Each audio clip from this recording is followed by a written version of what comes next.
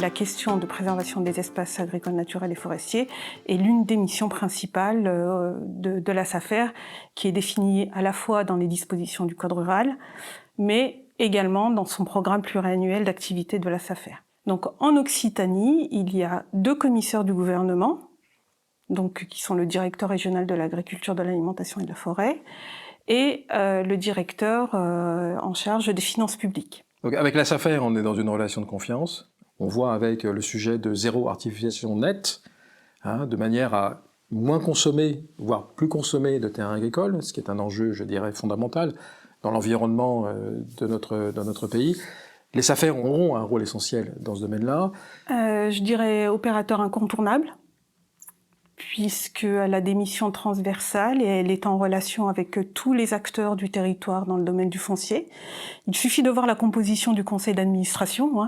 Enfin, moi, le constat que j'ai fait depuis mon arrivée il y a 8 ans, c'est une diminution des dossiers conflictuels ou litigieux, parce qu'il y a un gros travail aussi d'harmonisation qui a été fait à l'échelle régionale. La SAFER a dématérialisé ses notifications et j'avoue que c'est beaucoup plus efficace, plus rapide et sécurisant. Les notaires peuvent donc assister au comité des petites régions et au comité technique.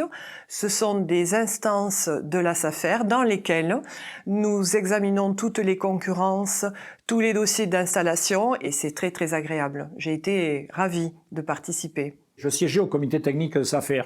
Et le constat qui était fait, c'est que de temps en temps, il y a des dossiers qui se retrouvent en plan. À partir de ce constat, moi, je l'avais proposé à la présidente d'essayer de monter quelque chose. On se rend compte qu'on a de plus en plus de difficultés à accompagner des jeunes. Les terres deviennent de plus en plus chères.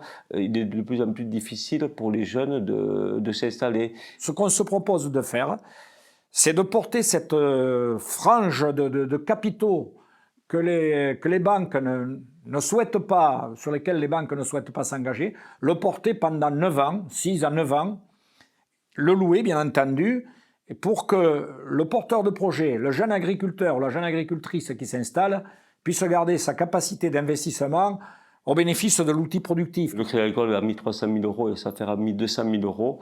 Et l'objectif de cette foncière, c'est d'accompagner des jeunes en achetant le foncier pour eux, pour qu'ils exploitent pendant un certain nombre d'années et pour qu'à la fin du contrat qui nous réunit, ils puissent acheter leur terrain. Le partenariat avec la SAFER est indispensable et notamment par rapport à la connaissance de son territoire, à l'expertise et à tous les moyens dont elle dispose pour acquérir le foncier, stocker le foncier, gérer le foncier et nous conseiller aussi en termes de stratégie. Donc, la SAFER est à nos côtés depuis très longtemps et on a déjà mis en stock un certain nombre d'hectares, notamment dans l'AOP Picpoul de Pinet, puisque la ligne Nouvelle-Montpellier-Perpignan a une emprise d'environ 50 hectares sur l'AOP.